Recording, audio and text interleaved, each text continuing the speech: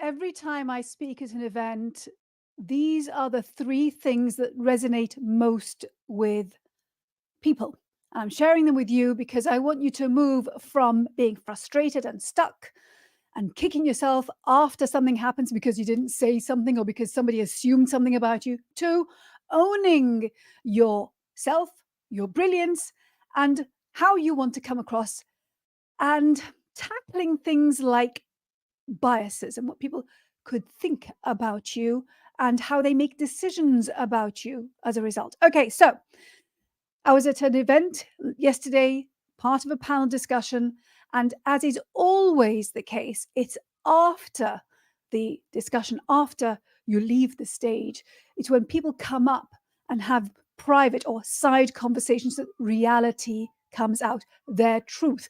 And the truth is really interesting because it's the same truth wherever I am, whoever it is that comes up to me. It's so similar.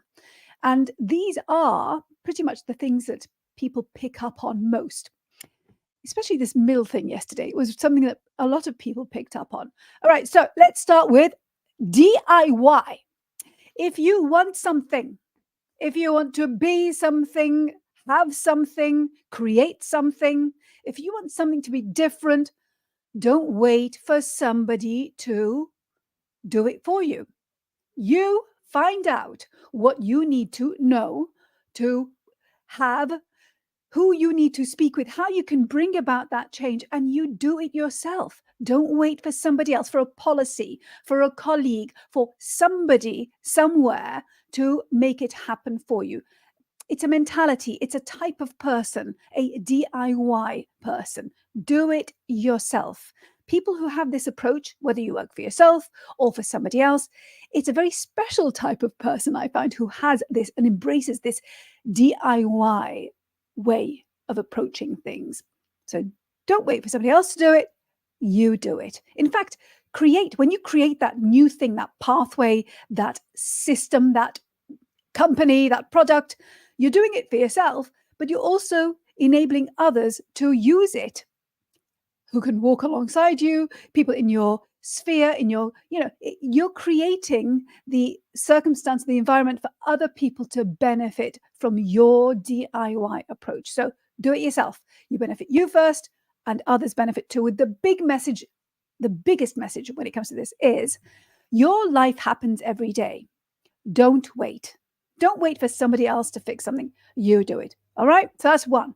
Two, this little creature here, this is your elephant. I want you to embrace and own your elephant. What do I mean?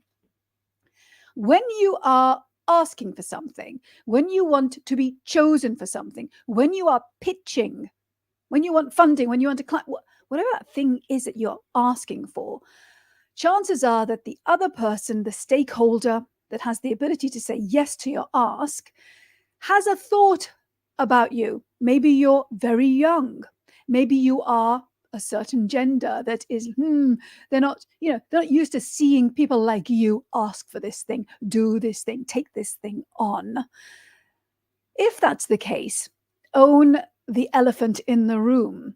Instead of thinking, oh, I hope they don't ask me about, oh, I hope this doesn't come up, you bring it up.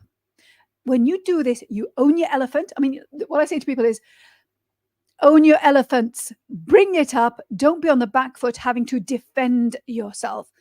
You might be thinking that I'm young for this. You might be thinking that I'm whatever for this.